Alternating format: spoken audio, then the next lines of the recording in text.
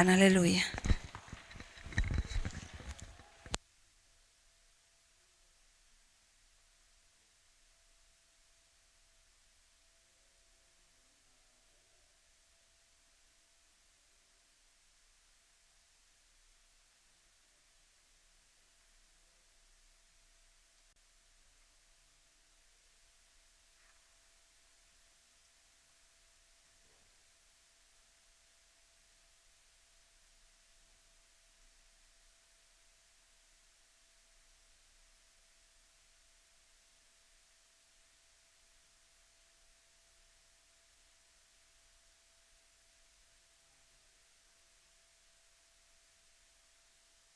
Amén. Gloria sea al Señor.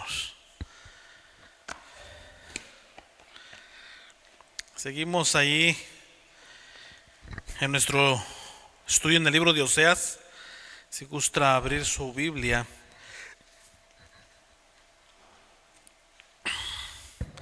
Y también gracias damos a Dios, ¿verdad? Gracias damos a Dios por la vida de todos, de cada uno de ustedes. Y damos la bienvenida también a todos, ¿verdad? A todos, a cada uno de ustedes, los que, ¿verdad?, están aquí. Y también aquellos que están ahí a través conectados a través de las diferentes plataformas digitales, ¿verdad? Que el Señor les bendiga. Esperamos que sigan aprendiendo, ¿verdad?, de lo mucho que el Señor tiene para nosotros. El día de hoy, ¿verdad?, estamos en Oseas capítulo 3, ¿verdad? Continuamos el día de hoy, vamos a estar hablando acerca del plan de Dios. El plan de Dios en 3 actos. Nuestro versículo clave, texto clave, si gusta quedarse ahí, se lo leo aquí en el libro de los Salmos, capítulo 60, verso 5, que dice: para que se libren tus amados, salva con tu diestra y óyeme, ¿verdad? El Señor ahí siempre está dispuesto a escucharnos. Vamos a orar. Gracias te damos, bendito Padre Celestial. A ti sea toda la gloria, toda la honra. Bendito Dios, gracias por ese amor, Señor amado,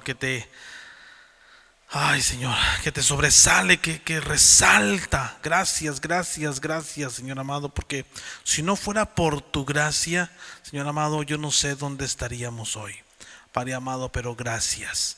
Bendito Dios, a ti sea toda la gloria y ayúdanos a seguir aprendiendo y sobre todo poner, Señor amado, poner tu palabra en obra. Bendito Padre, trae bendición para tu pueblo. Te lo pedimos en el nombre de Cristo Jesús. Amén y amén. Haciendo un pequeño repaso, ¿verdad?, de lo que hemos estado hablando hasta el día de hoy, ¿verdad? Estábamos estudiando en el capítulo anterior, ¿verdad?, la ilustración, ¿verdad?, que en el capítulo nos habla, en el solo capítulo 2 nos da una ilustración de un repaso de todo el libro entero, ¿sí? De todo el libro entero nos da un repaso del plan de Dios que tiene para Israel. ¿Verdad? Miramos que hay 3 fases, hay 3 partes del plan de Dios, ¿verdad? Número 1, ¿cuáles son esas partes? Número 1, ¿verdad? Oseas acusaba a Gomer con el adulterio y la amenazaba con castigarla, ¿verdad?, si ella no se arrepentía. ¿Qué quiere decir esto, verdad? Esto quiere decir que Dios acusaba a Israel con el adulterio espiritual a los Baales, ¿sí?, el dios de los cananeos, y amenazaba con juicio, ¿sí?, si ella no se arrepentía. Recuerde que la historia del libro de Oseas es un paralelo, ¿sí? La historia del libro de Oseas con su esposa Gomer es un paralelo de Dios y el pueblo de Israel. ¿Sí? Número 2, Gomer no hacía caso, ¿sí?, a las peticiones de Oseas, y ésta regresaba a sus amantes. ¿Qué significa? Significa que Israel desatendía las peticiones que vinieron de parte de Dios a través de los profetas, ¿sí?, y Israel regresaba a la idolatría. ¿Sí? Recordemos que esta acción traía el juicio sobre la nación de Israel a través de los ejércitos de Asiria que destruyeron el reino norteño, ¿sí?, y llevaron a toda la gente cautivos a Babilonia, ¿verdad?, por allá de los años 721 al año 722 antes de Cristo. Este castigo solamente era un castigo parcial. El castigo completo se espera en el periodo de la tribulación, ¿sí?, en el futuro. Número 3, Oseas determina cortejar, ¿sí? Él toma la decisión de seguir cortejando a Gomer con abundancia de amor hasta que ella fuera restaurada a su posición, ¿sí? En su casa. ¿Qué significa esto? Significa de igual manera que Dios hacía una determinación para seguir a Israel con el amor hasta que ella regresara a Dios, ¿verdad? Con arrepentimiento y que fuera restaurada, ¿sí? En el capítulo anterior vemos cómo la vida de Oseas hacía un paralelo, ¿sí? En relación con Dios, ¿sí? Para continuar este paralelo podemos ver, ¿sí? Las siguientes semejanzas. Y usted tiene ahí en su material una cuadrícula donde del lado derecho vemos el yugo desigual de un marido fiel, ¿sí? Oseas casado con una mujer infiel. Y del otro lado miramos cómo Dios, ¿verdad? Este es el paralelo entre Dios, el esposo fiel, casado con Israel, que es la esposa infiel, ¿sí? Para ello leemos en Isaías 54:5 que nos dice: porque tu marido es tu hacedor, Jehová de los ejércitos es su nombre, y tu redentor, el Santo de Israel, Dios de toda la tierra será llamado.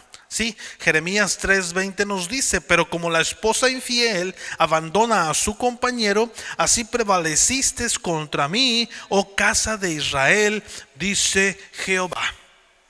Sí, es interesante notar estas escrituras, ¿verdad? Por razón de que por ahí anda una falsa doctrina hablando y diciendo que la esposa de Israel o la novia de Israel, la novia de Dios, perdón, es el mundo, ¿sí? Es el mundo, y esto está totalmente equivocado. La esposa de Dios es su iglesia. En el principio su esposa le escogió, ¿verdad?, como su esposa a la nación de Israel, ¿verdad? Y esta fue redimida y Dios tuvo un trato con ella, ¿sí? Y después, ¿verdad?, Dios toma a toda su iglesia, espiritualmente hablando, ¿sí? Así es de que tenemos que tomar en cuenta, porque aquí la palabra clave es redención, ¿sí? Redención. Miramos en la parte del yugo desigual de un marido fiel. Miramos, ¿verdad?, que la esperanza de Oseas era, ¿verdad?, de ser un matrimonio unido, otorgar ese perdón, ¿verdad?, y que para que su esposa fuera reconsiderada, ¿verdad?, su posición, y que fuera a poderse reconciliar con ella, ¿sí? Por el otro lado vemos la esperanza, ¿sí?, de esta promesa futura en la restauración de Israel, como el pueblo de Dios, ¿verdad?, ganaba el perdón, ¿verdad?, del pecador por medio de la misericordia del reconocimiento a través de Jesucristo como su Mesías, ¿sí? Y recuerde que aquí, ¿verdad?, pues podemos entrar en mucha discusión entre la profecía, el cumplimiento de la profecía, ¿verdad?, y lo que está por venir. En el otro lado, el yugo desigual del marido fiel, siguiendo la ley de Moisés, las opciones de aprender, ¿verdad?, de esta que tenía, las opciones que tenía Oseas a través de apedrearla a su esposa, a través de usar el divorcio, ¿sí? Estas eran opciones, ¿verdad?, que tenía Oseas, mas sin embargo Oseas obedecía a Dios, ¿sí?, y seguía buscando la restauración de su esposa, ¿verdad? Jesucristo, por otro lado, miramos en el otro lado a través del esposo fiel, que es Dios, ¿verdad? Jesucristo no tiene que cortejar al rebelde, ni tenía que continuar aguantando la infidelidad de Israel. Sin embargo, Dios prometió que no abandonaría a su pueblo, ¿sí?, cortejaría a su pueblo para restaurarlo, de la misma manera, ¿verdad?, como Cristo cortejaría al cristiano en rebelión para restaurarlo. Miramos aquí, ¿verdad?, las tres partes muy importantes. La primera parte, el primer acto de amor. Miramos que hay una separación. Oseas le permitía a Gomer la libertad para salir, ¿sí?, de ese camino de prostitución, pero ese camino no era esa vida que ella llevaba no era fácil, ¿sí?, era algo muy difícil y sin amor, ¿sí? Oseas, ¿verdad?, constantemente oraba que ella pudiera realizarse, ¿sí? Que darse cuenta que su vida estaba mejor en su hogar, en su casa, con su familia, ¿sí? Igualmente, por el otro lado, si de ese amor de Dios, Dios permitiría que la vida del rebelde fuera muy difícil. Esto hacía que el rebelde se dé cuenta de que su provisión venía de Dios y que renunció a las bendiciones de Dios por su rebelión. Sí, y esta situación todavía espiritualmente hablando, todavía está vigente para nosotros hoy día, porque Dios sigue tratando con nosotros, ¿verdad? Con la rebeldía, aquellos que somos rebeldes, ¿verdad? El Señor sigue tratando con nosotros muchas de las veces, permitiendo circunstancias. Por el otro lado, el segundo acto de amor. El segundo acto de amor, ¿verdad? El primero era la separación, el segundo acto la privación, ¿verdad? Donde miramos que Oseas no permitiría la provisión, esta provisión que era dada por Dios, ¿verdad?, sea usada para Gomer, ¿sí? Y para que ella pudiera adentrarse más en el pecado. ¿Sí? Oseas privaría a ella de estas provisiones, ¿sí? Y por otro lado miramos el trato de Dios. Dios no permitiría que su provisión sea usada para alejar más a aquellos rebeldes de Dios y para que estos cayeran más en el pecado, sino que todo lo contrario. Dios permitiría, ¿sí?, que esta situación, ¿verdad?, que estos rebeldes sufran privaciones, ¿sí? Y a través de ellos, ¿verdad?, puedan abrir sus ojos y darse cuenta de su rebeldía. El tercer acto de amor, ¿sí?, ese nuevo noviazgo, ¿sí?, un nuevo empezar. Oseas cortejaría a Gomer nuevamente, siguiendo los pasos en el libro de Ruth capítulo 2 y capítulo 3, ¿sí?, para que Gomer se establezca en la relación de ese matrimonio públicamente y también privadamente. ¿Sí? Por el otro lado, el trato de Dios volvería a cortejar a Israel para que ella llame a Dios su esposo en el milenio y la restablezca, ¿sí? Restablezca esta relación matrimonial bajo el nuevo pacto de Jesucristo. ¿Sí? Esto es lo que va a pasar, ¿verdad? Muchas personas hablan acerca del milenio, ¿verdad?, pero hablan del milenio como algo que es para la iglesia o un juicio para la iglesia. Y no, este es un juicio básicamente para Israel, ¿verdad? Dentro de los juicios también hay un juicio para la iglesia, pero sí, primordialmente este juicio, el juicio de la tribulación, es para el pueblo de Israel. Esta es la última parte del trato de amor de Dios para Israel. ¿Sí? Por ahí, ¿verdad?, por ejemplo, hay una falsa doctrina incluso que dice que solamente van a ser 144,000 las personas que serían salvos en todo el mundo, ¿verdad? Y esta falsa doctrina ya han cambiado su número quién sabe cuántas veces, pero está hablando de 144,000, pero estos 144,000 son judíos. ¿Sí? Si ponemos atención en la escritura, ¿verdad?, menciona a estos 144,000 del pueblo de Dios y luego dice, y detrás de ellos, ¿verdad?, vienen multitudes, y ahí vamos usted y yo. ¿Sí? Entonces tenemos que poner atención, ¿verdad?, y no dejarnos llevar, y por ello es que hay que leer y estudiar la palabra del Señor. Sí, recuerde, y por eso lo hago mención aquí en el libro de Oseas, porque, ¿verdad?, posteriormente cuando estudiemos otros libros también proféticos, de igual manera vamos a estar haciendo esa referencia al libro de Apocalipsis, como a su vez cuando estudiamos el libro de Apocalipsis volvemos a hacer referencia a todos estos libros proféticos, porque una de las reglas bíblicas para la interpretación es que la Biblia se interpreta por sí misma. No existe la interpretación privada. ¿Qué quiere decir esto? Que yo no le puedo dar la interpretación que yo quiera darle.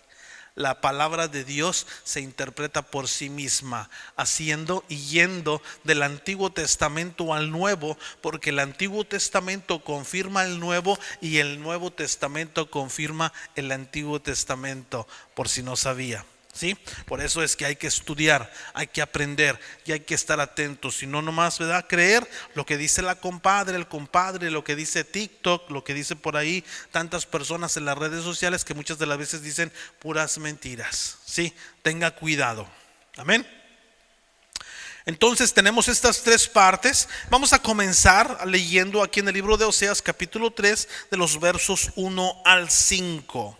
Dice la palabra del Señor así, dice: me dijo otra vez Jehová, ve, ama a una mujer amada de su compañero, aunque adultera, como el amor de Jehová para con los hijos de Israel, los cuales miran a dioses ajenos y llaman tortas de pasas. La compré entonces para mí por 15 siclos de plata y un homer y medio de cebada. Y le dije: tú serás mía durante muchos días. No fornicarás ni tomarás otro varón. Lo mismo haré yo contigo. Porque muchos días estarán los hijos de Israel sin rey, sin príncipe, sin sacrificio, sin estatua, sin efod y sin terafines. Versículo 5: después volverán los hijos de Israel y buscarán a Jehová su Dios y a David su rey, y temerán a Jehová y a su bondad en el fin de los días. Miramos aquí este capítulo que comienza con esa orden para Oseas, ¿verdad?, para ir y demostrar su amor a Gomer, ¿sí? Su amor, ¿verdad?, que debería de ser usado para ganar su corazón, ¿sí? Y por otro lado, Dios hace lo mismo, ¿sí?, con Israel, ¿sí? Menciona en el versículo 1, ¿verdad?, esa torta de pasas. ¿Qué significa? Esta frase se refiere a las tortas pequeñas hechas con uvas secas, ¿sí?, como ofrenda que era dada a los dioses paganos de los cananeos.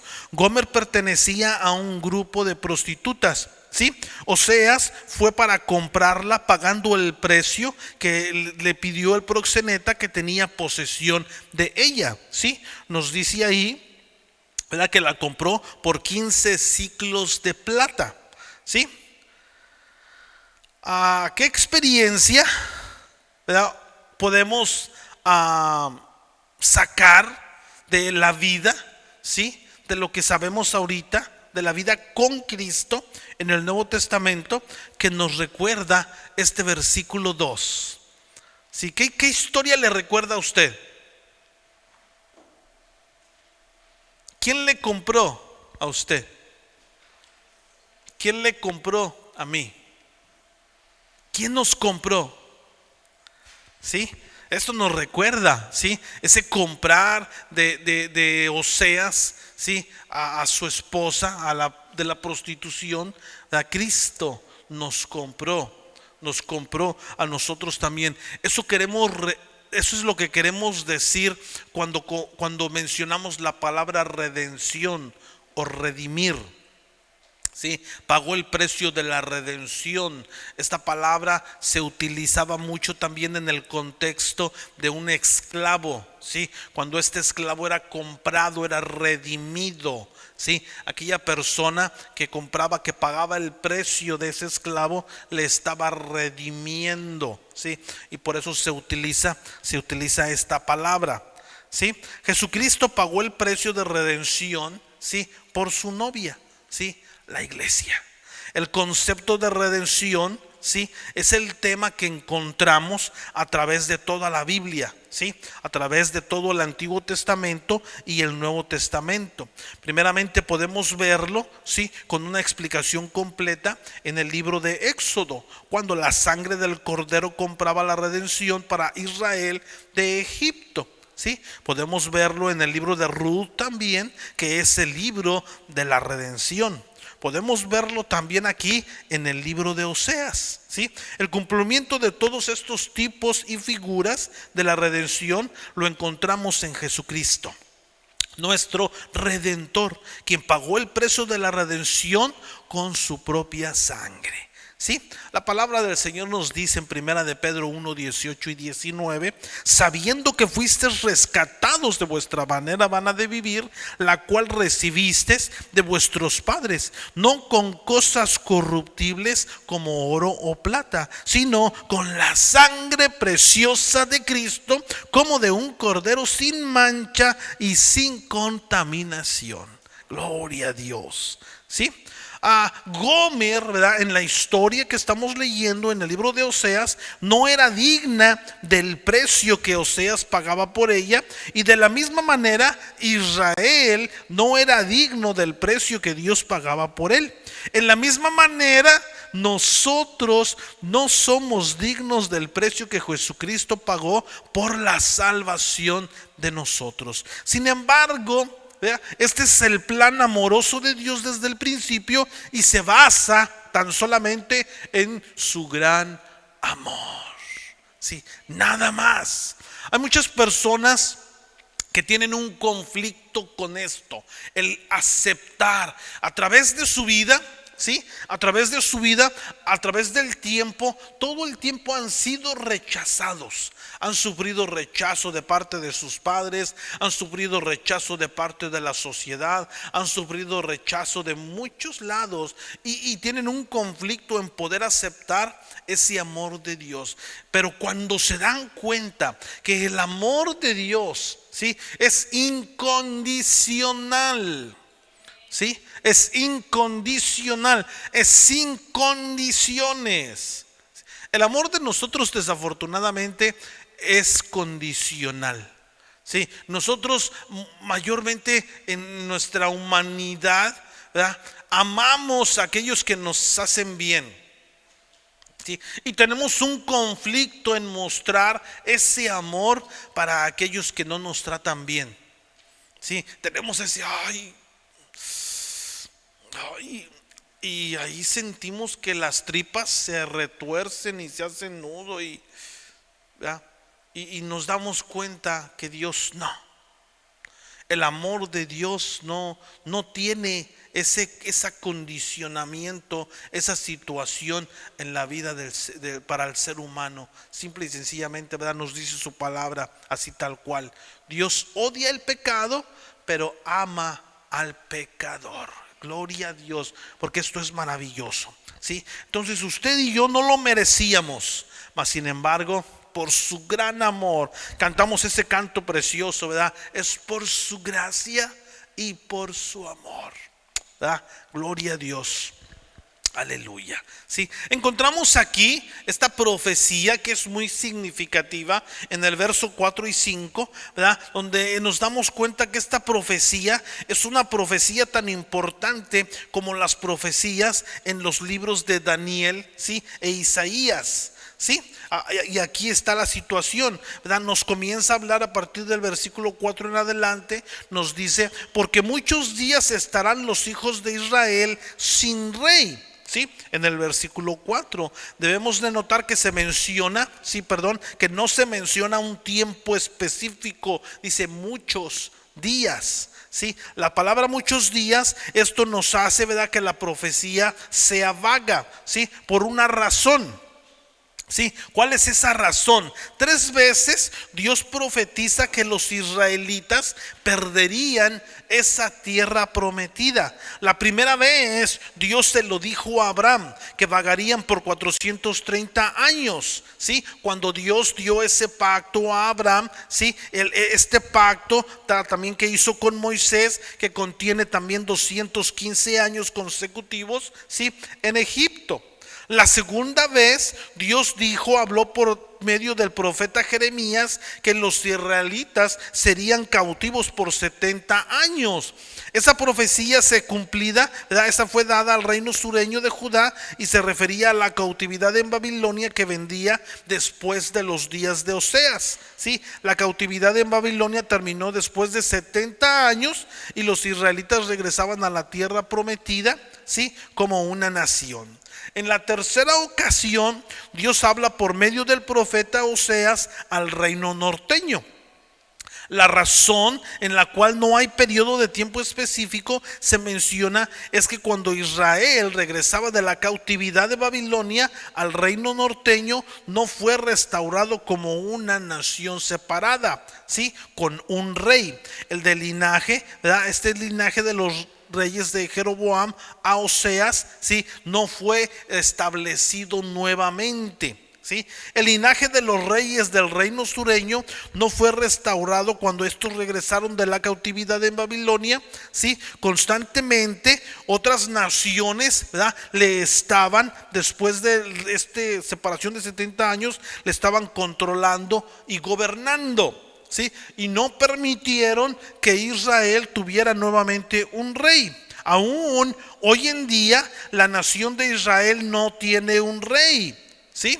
Después nos habla acerca de los muchos días sin rey terminarán en la segunda venida de Jesucristo, ¿verdad? Jesucristo será el próximo rey del linaje de David, ¿verdad?, que vendrá y reinará como rey de reyes por 1000 años en la tierra. ¿Sí?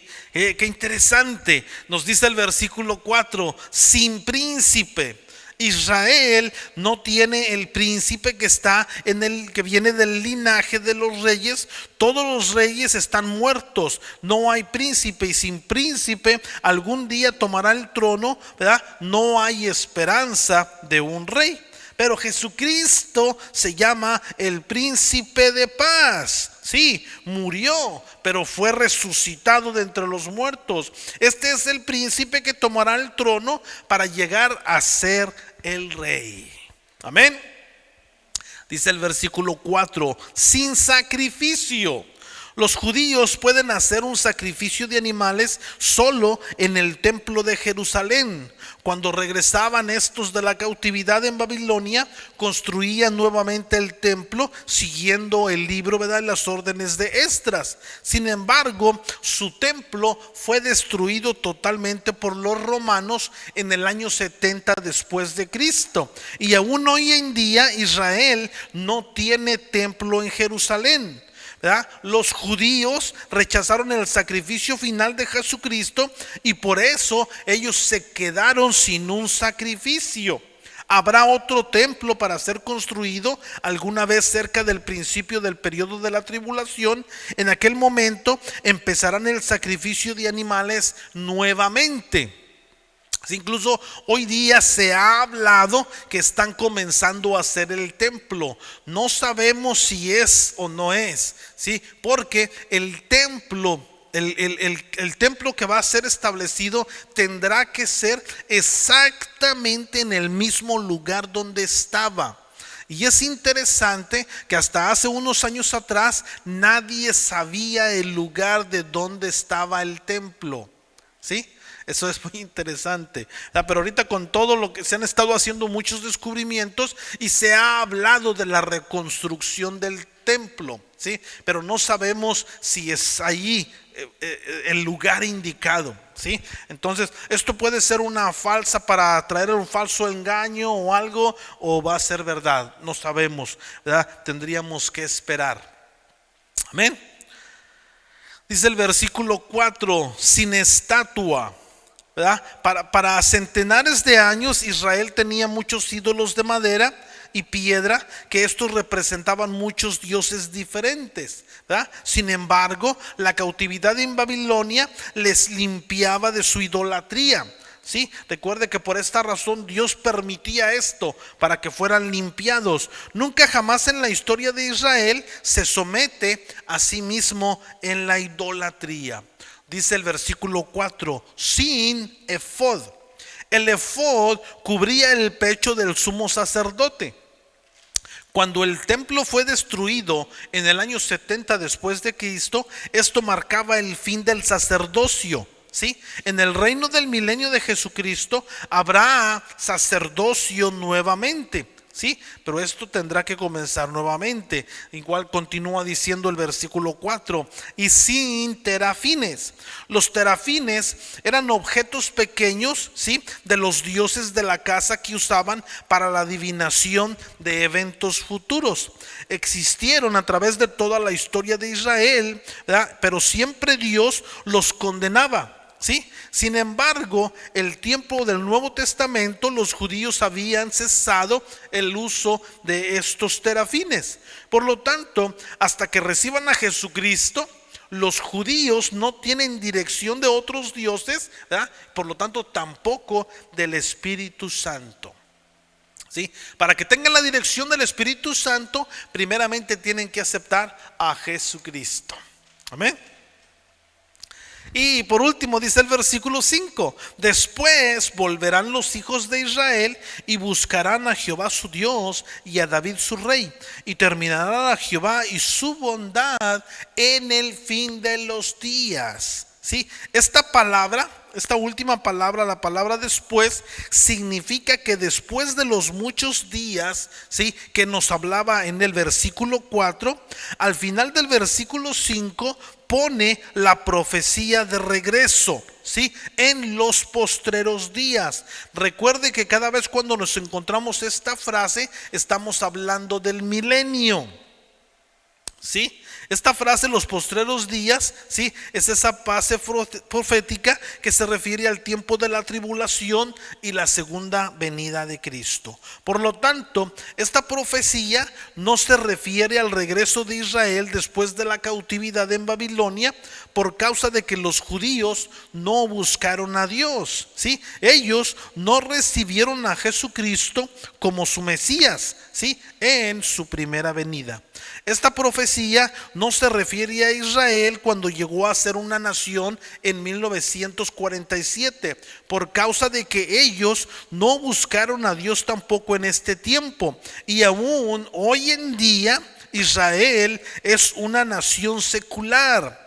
Esta profecía de su regreso se refiere al fin del periodo de la tribulación en la segunda venida de Jesucristo. Entonces recibirán los judíos a Jesucristo como su Mesías y su rey del linaje de David. ¿Sí? En el periodo de la tribulación, ellos van a aceptar como su rey, ¿sí? Al anticristo, pero esto va a ser un engaño. La palabra, ¿verdad? Y en el libro de Apocalipsis nos dice para ser engañados y a través de una falsa paz. ¿Sí? Y después de todo este sufrimiento que van a pasar por estos, ¿sí? Por estos 7 años, es cuando al final de estos 7 años viene Jesucristo, ¿sí? En la guerra de Armagedón, ¿verdad? Y triunfa sobre el anticristo y sobre la bestia, ¿sí? Y establece su reino milenial por 1000 años. Inherente en esta palabra profética encontramos el concepto que otra vez perderán la tierra durante el tiempo del periodo de la tribulación. Es muy posible que sería en la última mitad del periodo de la tribulación cuando el anticristo gobierne el mundo y pondría su imagen en el templo en Jerusalén, ¿verdad? Nos habla que habrá guerra contra los judíos y pondrán en cautividad nuevamente a ellos en Egipto. Mateo 24 verso 15 y 21 nos dice: por tanto, cuando veáis en el lugar santo la abominación desoladora de que habló el profeta Daniel, el que lee entienda. Entonces los que estén en Judea huyan a los montes, el que esté en la azotea no descienda para tomar algo de su casa, y el que esté en el campo no vuelva atrás para tomar su capa. Mas ay de aquel que está en cintas, hay de las que están encintas y de las que crían en aquellos días. Orad pues que vuestra huida no sea en invierno ni en día de reposo, porque habrá entonces gran tribulación, cual no la ha habido desde el principio del mundo hasta ahora, ni la habrá. ¿Sí? Deuteronomio capítulo 28, versos 64 y 68 nos dice: y Jehová te esparcirá por todos los pueblos, desde un extremo de la tierra hasta el otro extremo, y allí servirás a dioses ajenos que no conociste ni tú ni tus padres, al leño y a la piedra, y ni aun entre estas naciones descansará, ni la plata de tu pie tendrá reposo, pues allí te dará Jehová corazón temeroso y desfallecimiento de ojos y tristeza de alma. Y tendrás tu vida como algo que puede delante de ti, y estarás temeroso de noche y de día, y no tendrás seguridad de tu vida. Por la mañana dirás: ¿quién diera que fuese la tarde? Y a la tarde dirás: ¿quién diera que fuese la mañana? Por el miedo de tu corazón, con que estarás amedrentado, y por lo que verán tus ojos. Y Jehová te hará volver a Egipto en naves, por el camino del cual te ha dicho: nunca más volverás. Y allí seréis vendidos a vuestros enemigos por esclavos y por esclavas, y no habrá quien os compre. El libro de Isaías capítulo 19, verso 18 nos dice: en aquel tiempo habrá 5 ciudades en la tierra de Egipto que hablen la lengua de Canaán y que juren por Jehová de los ejércitos. Una será llamada la ciudad de Jerez. Fíjese cómo la palabra, cuando la conectamos y la ponemos en un mismo contexto, es cuando tiene sentido, ¿sí? Muchos dicen: no, pues que yo la leo y no le entiendo nada, ¿verdad? Pues no la van a entender, ¿verdad?, si no ponen todo esto en contexto, ¿sí? Toda la palabra junta, ¿verdad? Miramos que entonces Cristo vendrá a la tierra para establecer su reino, ¿verdad? Ese reino terrenal, terreno milenial por 1000 años, y restaurará a los judíos a la tierra prometida como su pueblo, donde Él será su Dios, ¿verdad? Él será nuestro Dios para todos. Amén. ¿Alguien tiene alguna pregunta o algún comentario? El día de hoy solamente tuvimos tiempo para examinar estos 5 versículos. La siguiente semana estaremos continuando con el resto. ¿Nadie? ¿Ninguna pregunta o comentario? El resumen y la aplicación. En este capítulo, ¿sí?, el capítulo 3 continúa nuestro paralelo entre la vida personal de Oseas y la relación entre Dios e Israel, ¿sí? Y debemos recordar el texto bíblico en Isaías y en Jeremías 3:20, donde nos habla, ¿verdad?, que el marido es el hacedor, ¿sí?, el hacedor de Israel. Miramos el yugo desigual de un marido fiel, ¿verdad?, Oseas, ¿verdad?, casado con una mujer infiel, Gomer, con el paralelo de Dios, que es el esposo fiel, casado con Israel, la esposa infiel, ¿sí? Dios ordena a Oseas que ame a su esposa, ¿sí?, con este amor sin condiciones, el amor incondicional. Recuerde que el amor incondicional es el amor ágape. En la palabra, en la Biblia encontramos que se nos habla de 3 clases de amor, ¿sí?, que es el amor fraternal, el amor ágape y el amor eros, ¿sí? Y ahí tenemos que saber, ¿verdad?, diferenciar una de otra. El amor eros es cuando se habla del matrimonio. El amor ágape es el amor de Dios, ¿sí? Y el amor, ya se me fue el otro. ¿Cuál? Fraternal. Si están aquí. El amor fraternal es entre amistad, ¿sí? Es el que se tiene entre amigos. Y el único amor que es perfecto es el amor ágape, el amor de Dios, el amor sin condiciones, ¿sí? En la misma manera como Dios amó, ¿sí?, de esa misma manera, ¿sí?, Dios mandó a Oseas a amar a su esposa. Y de esta manera Dios confirma su amor a Israel, ¿sí?, en la manera sin condiciones, aunque él no ve la reacción o la relación de ella, ¿sí? Que no, Israel, ¿verdad?, pues está como por quién sabe dónde, ¿verdad?, no hace caso a Dios, pero aún así Dios promete que nunca, ¿sí?, terminará, nunca dejará de tratar de persuadirla para mostrarle su amor, ¿verdad? Oseas tenía que sacrificar su orgullo, su enojo, sus celos, sus sentimientos lastimados, sus emociones, ¿verdad? Para el propósito, ¿verdad?, de la restauración, ¿verdad?, de su esposa, ¿sí?, bajo la justicia de Dios, ¿verdad? A Jesucristo, por medio de la humillación, pagó el precio en la redención de ambos, de todos, ¿verdad?, los judíos y gentiles, en la cruz, para la restauración final del pueblo de Dios. Qué hermoso, ¿verdad? Gloria a Dios. Levante conmigo la mano y diga gloria a Dios. Gloria a Dios, ¿verdad? Porque eso es maravilloso, ¿verdad? Gloria sea a su nombre. ¿Qué característica en el carácter de Dios, ¿verdad?, miramos aquí que es expresada en ese plan para ganar a los judíos para Cristo? ¿Sí?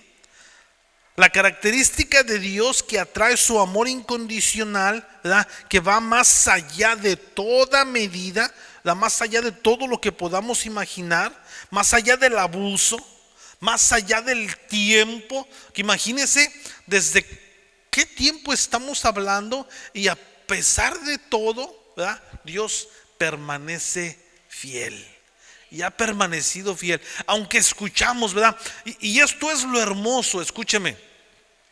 Esto es lo hermoso, porque muchas personas, muchos estudiosos, científicos, no daban crédito a lo que dice la Biblia.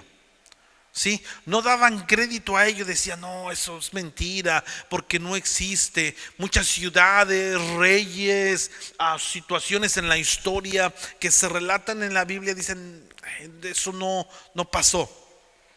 Sí, pero en la actualidad, hoy día, han estado encontrando muchas referencias en la historia, por ahí descubrimientos, ciudades enterradas, donde han estado encontrando, ¿verdad?, y confirmando lo que la Biblia dice. Eso es por un lado. Por el otro lado, la profecía, el cumplimiento de la profecía de Dios, y los científicos se quedan, oh, sí, era verdad.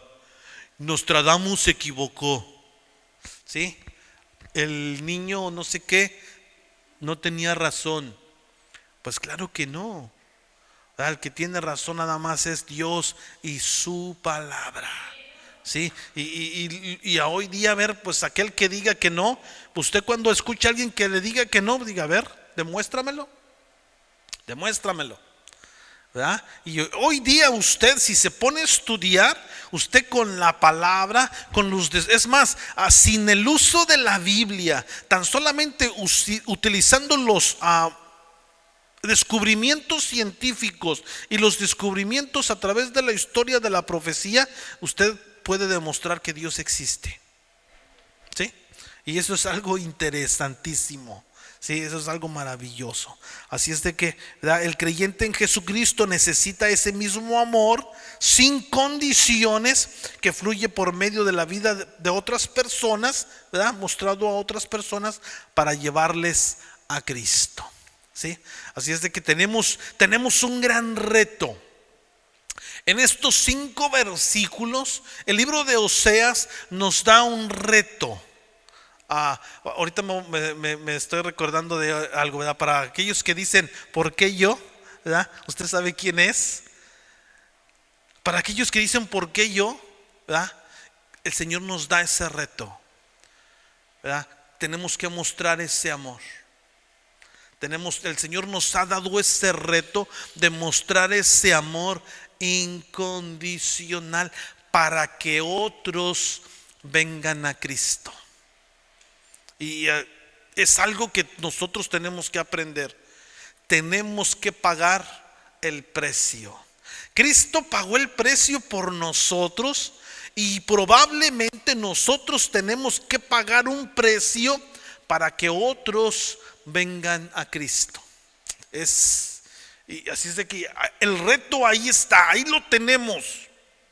Y lo vamos a seguir teniendo en muchas otras maneras que se nos va a presentar. Y ay, Señor, ayúdanos Ayúdanos, capacítanos, danos la sabiduría, danos el entendimiento, danos la fuerza que necesitamos, ¿verdad? Para decir, Señor, sí, ¿verdad? Decía el profeta Isaías, Señor, heme aquí, heme aquí.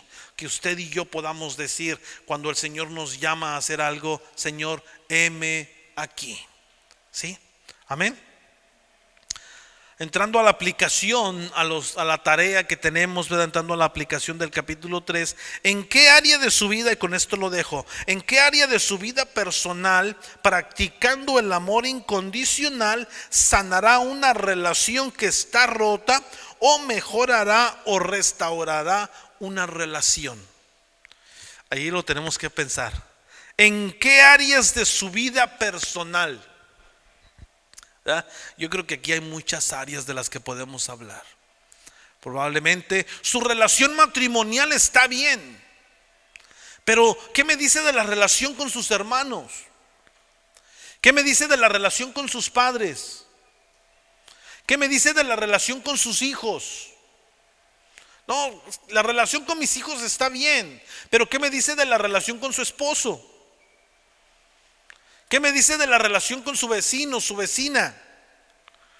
¿Qué me dice de la relación con su abuelito, su abuelita, con sus tíos?